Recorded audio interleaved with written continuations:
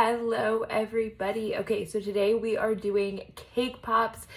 We are going to go through, like we always do, our ingredients at the beginning, and then we will start making our cake pops.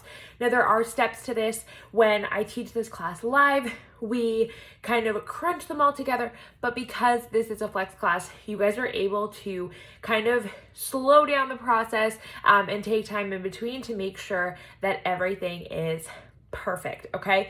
So we are going to make sure that we have everything that we need. We should have 4 tablespoons of butter. You want that to be soft because we're going to use it to make icing. We're going to need 1 cup of powdered sugar or icing sugar. It just depends. It's the same thing. 1 to 2 teaspoons of milk. We're kind of going to play around with how much we're going to need. And then we're going to need half a teaspoon of vanilla extract and a pinch tiny little bit of salt. And then we are also going to need mini ice cream cones. Now, if you don't have mini ice cream cones, that's totally fine. You can use regular ice cream cones.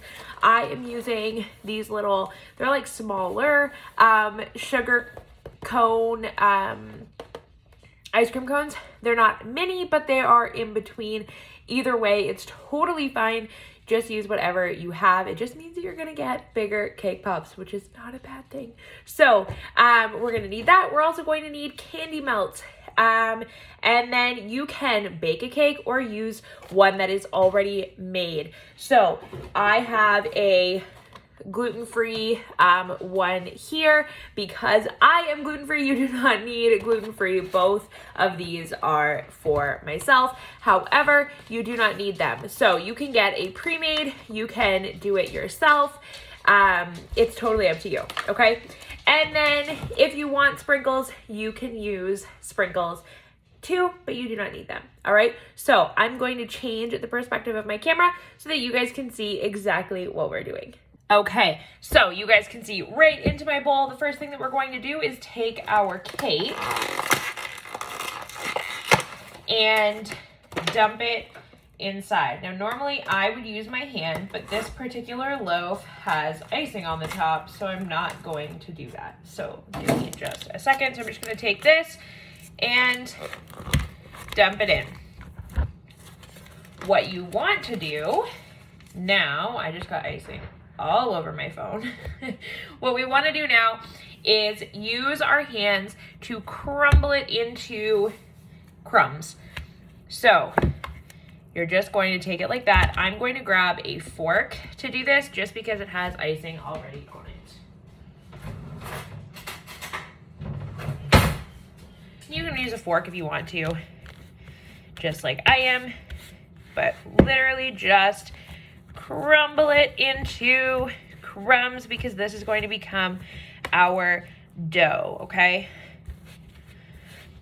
So I'm squishing it. You want to get rid of all of those big pieces. You want it to literally be like sand. So crush it down all the way.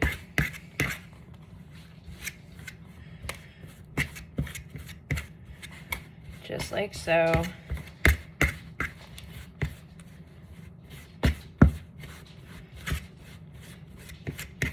So like I said, you guys can use your hands, you can use your fork, whatever you want. You just want to make sure you get all of those little pieces. And now we just have crumbs, okay?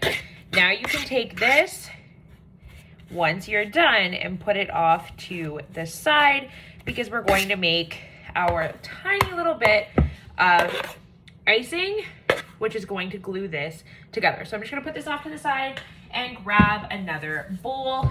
You're not going to need a huge bowl because again, we are only doing a little bit of icing. So there is that bowl there.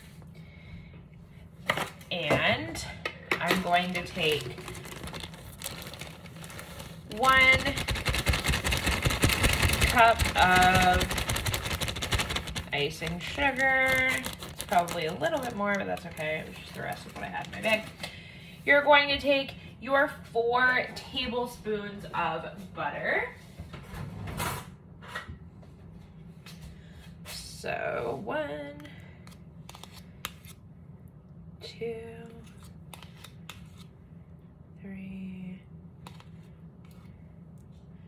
4. Just like so, I'll leave that there. And then you want to grab your teaspoon of milk. So, teaspoon of milk and your vanilla. Okay, this is going to melt down because of what it is. So I'm just going to take this and stir. And again, like we've talked about before, it's really difficult to mess up icing because you can either add more sugar or more liquid.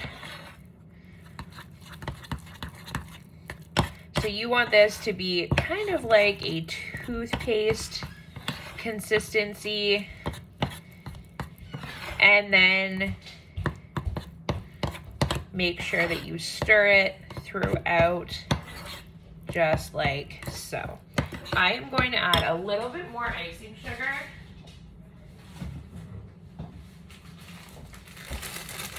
Just for preference. I have to open up a new bag.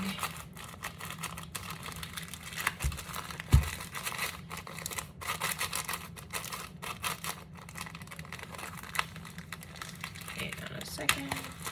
All right. I'm just going to sprinkle in a little bit more. Oops. And then stir.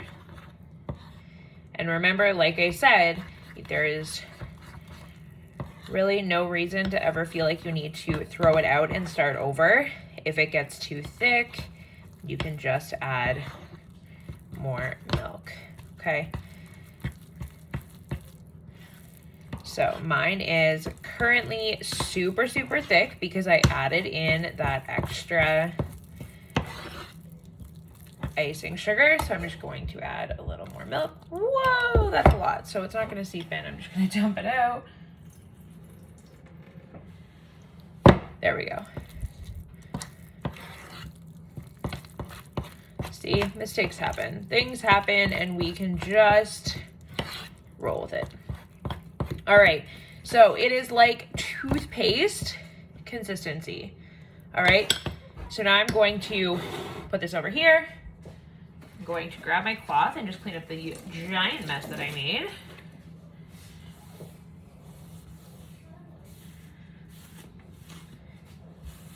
Like so. And then we're going to bring back this bowl of our cake mix, okay? This is where we are going to start adding in a little bit at a time. So I'm not adding in all of it. I'm gonna add in 2 giant spoonfuls, just like so. And then you're going to stir. Now, what you're looking for is a Play-Doh consistency. Okay, it's going to roll into a ball. It should start sticking together, just like this. I'm going to need a little bit more icing, but that's why we have extra. The bigger that your cake is, the more icing that you're going to need. Or if your cake is super dry, you may need more as well.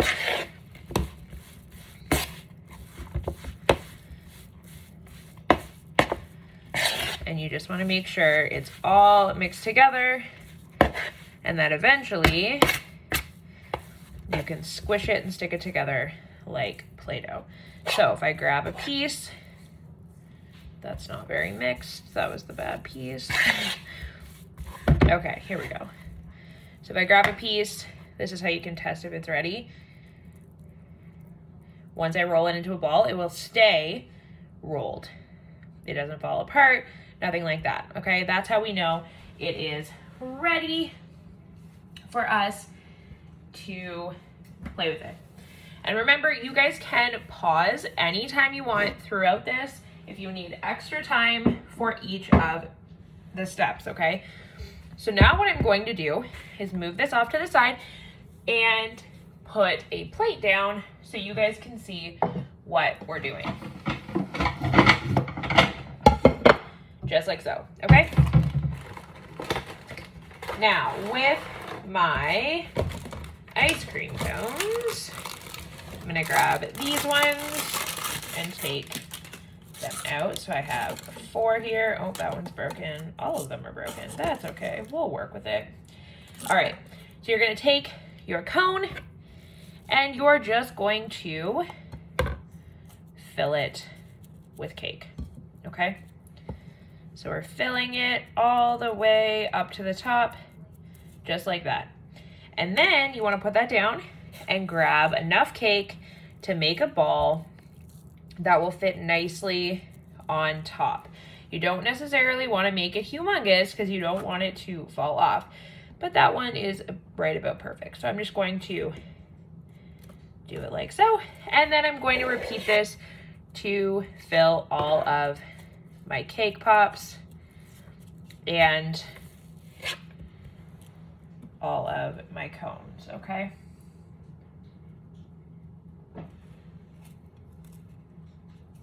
So, even though it's cracked, we can work with it. So I have that one. And I'm just simply going to repeat all the way through.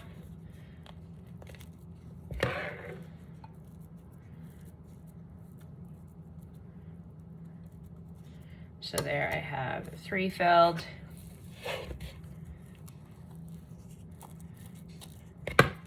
Push it down with your fingers. And again, if you have smaller cones, it's going to mean that you get more individual cake pops.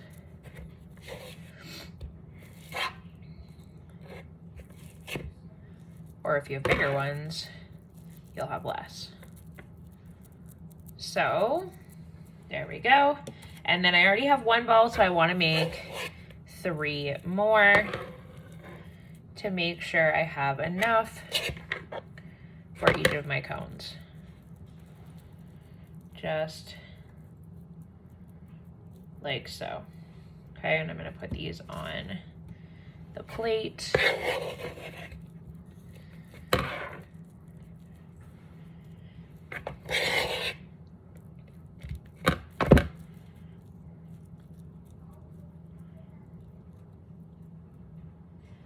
And make that one a little bit bigger. And you guys can play around with the size.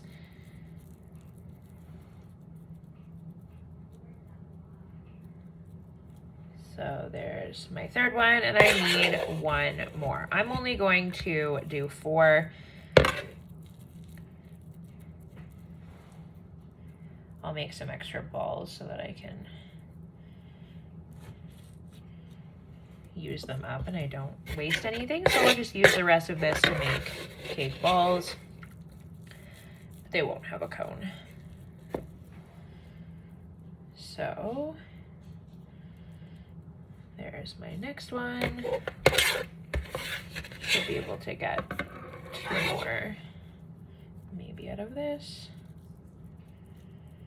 Now, when you're done doing it, when you have all of your cake balls, when you have all of your cones filled, you are simply going to put them into the freezer for 10 to 15 minutes, okay? We want to give them time to harden. That icing in the middle is going to harden a little bit by being in the freezer, and that's going to help the chocolate process once we do the chocolate, okay?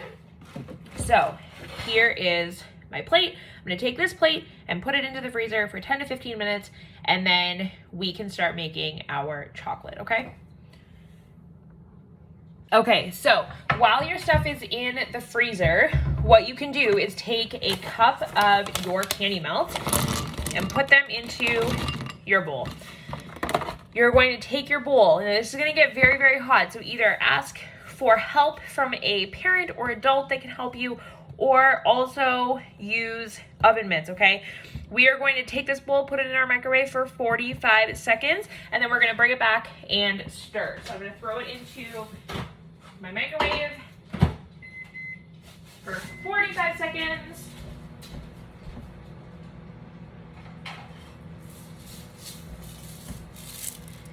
Grabbed my sprinkles as well. And then once it is done in the microwave, we are going to stir it and then put it back in. The thing with candy melts is they can be very, very tricky because if you put them in the microwave for too long, they will burn and then become a solid again. And we do not want that to happen. So we want to be very, very careful that we do it 45 seconds, and then I'll bring it over here and show you guys what it looks like so that you guys can make sure yours looks similar. All right. So there is that. My bowl is a little bit warm right now, but not super hot. We want to take it out and stir it. The reason we want to do this is because the candy melts on the outside next to the bowl are going to be much warmer than the candy melts that were on top. Okay, so we want to stir them all around, and then you're going to put them back into the microwave for another 45 seconds.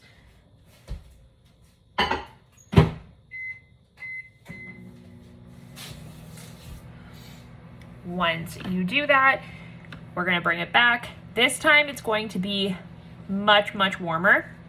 So you do want to take a second to make sure that you're using caution. We do not want anyone to get burned while we are making these, okay? We can also take our things out of the freezer after those 10 to 15 minutes, and now they are nice and solid. This is going to help us a lot with our candy melt portion, okay? So here are all of mine, just like so. All right. Now I have my bowl. It is much warmer this time, and there we go. See how melted that is?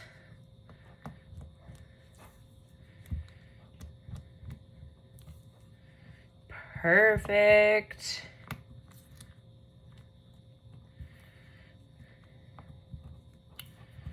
All right. This is very fluffy today. It's not normally so fluffy. But because I don't want to put it back into the microwave and have it burn, we're going to work with it. Yours should not be fluffy. All right.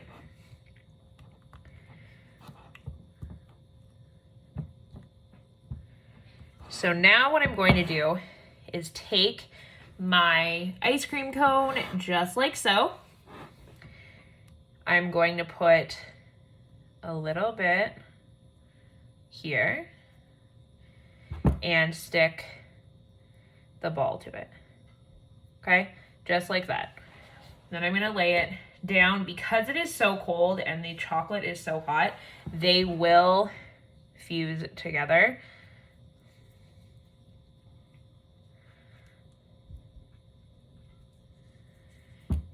Because it will harden almost right away. So again, just like so, and put it back on my plate. But we're using the candy melts for this part like glue. So they will glue on together. Put that down, grab my last one.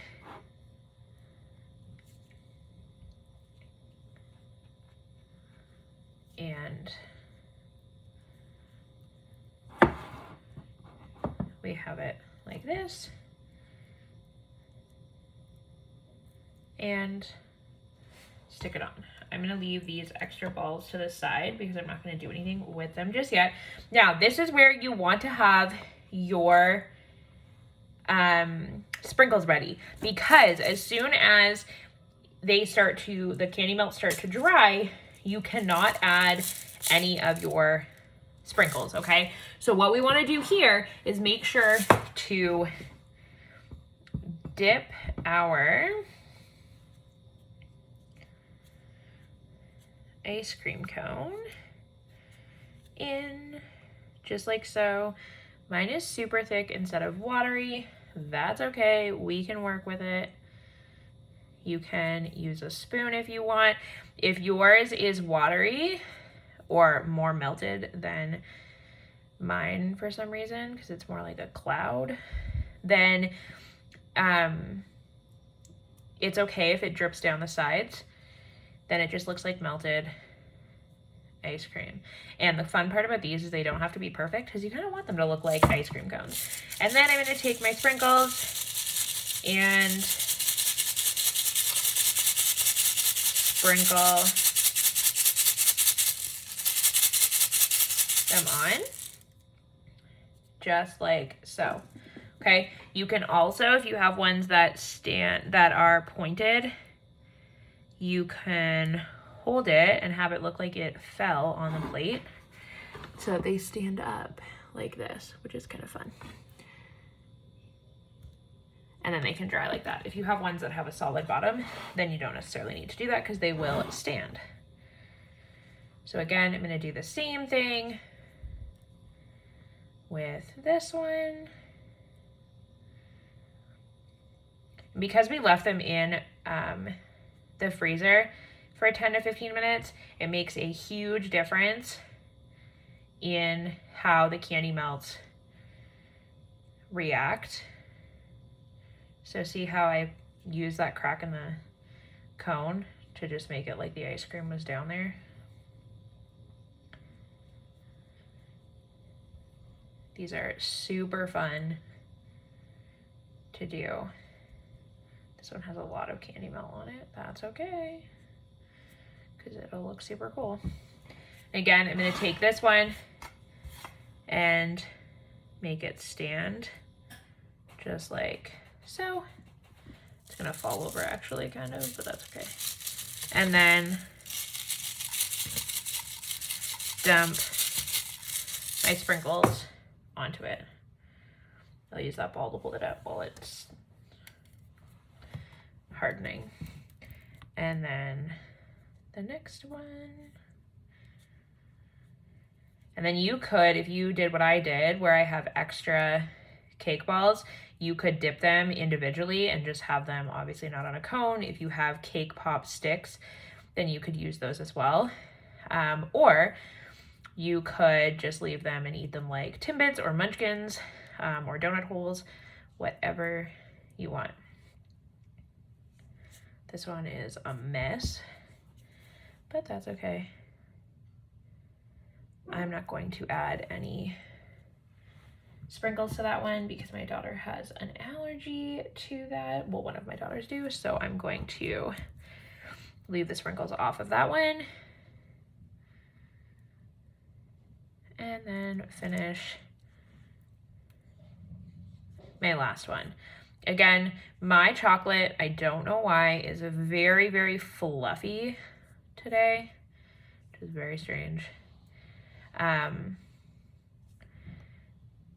So I'm not just dipping it, which is, again, fine. And then put that one here. I'm gonna use this ball to hold it up while it dries. And